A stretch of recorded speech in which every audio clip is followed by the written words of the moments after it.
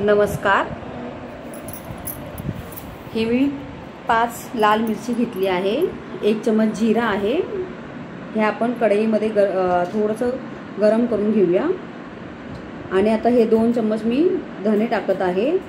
ह्या 4 हिरव्या मिरच्या माझ्याकडे सुकलेल्या होत्या, त्या ह्याच्यात टाकून घेतल्या आहेत। आता मी धने टाकत आहे। धने हे 2 चम्मच आहेत। हे 2 चमचे धने टाकले आहेत। आता हे चांगलं गरम करून घेऊया। फक्त 2 मिनिटं आपलं परतून घेऊया आणि लगेच हे आपण मिक्सरला लावून घेऊया। मिक्सरला लावून झाले की मी हे 1 किलो बटाटे घेतले आहेत। हे शिजवून घेतलेले बटाटे होते। आता मी याला मॅश करत आहे। याला चांगले कुस्करून घेऊया।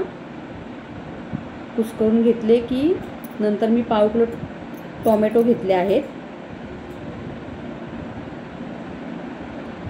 आता टमाटे कापून ठेवले आहेत।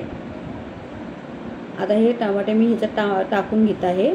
हे पण चांगले मॅश करून घ्यायचे आहेत। आणि आपण बनवलेला आता मसाला, धने, जिरे आणि मिरची हा पण टाकायचा आहे। आणि हे 1 चम्मच मीठ टाकले आहे।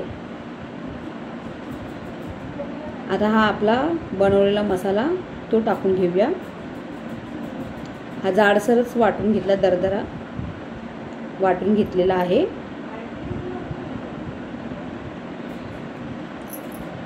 ही टोमॅटो आणि आता ही कोथिंबीर कापून घेतली आहे, ती मी टाकून घेत आहे ह्याच्यामध्ये। आणि हे चांगलं एकजीव होऊपर्यंत मॅश करून घ्यायचं आहे।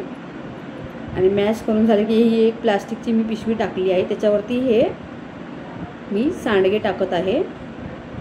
हे बटाटा आणि टोमॅटोचे सांडगे हे खूप खाण्याला टेस्टी लागतात।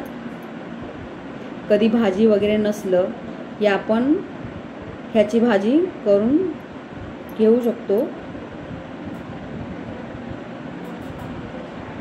कारण हा भाजीसाठी उत्तम पर्याय आहे। खूप छान लागते याची भाजी, तुम्ही ही करून बघा। माझ्या रेसिपी आवडत असेल तर माझ्या रेसिपीला लाईक करा, कमेंट करा आणि शेअर करा। खूप छान होते हे सांडगे, तुम्ही हे एकदा ट्राय करून बघा। खाण्यासाठी टेस्टी लागते आणि कोणाला कळतही नाही की हे कसले सांडगे आहेत। आणि माझ्या चॅनलला सबस्क्राईब करायला विसरू नका।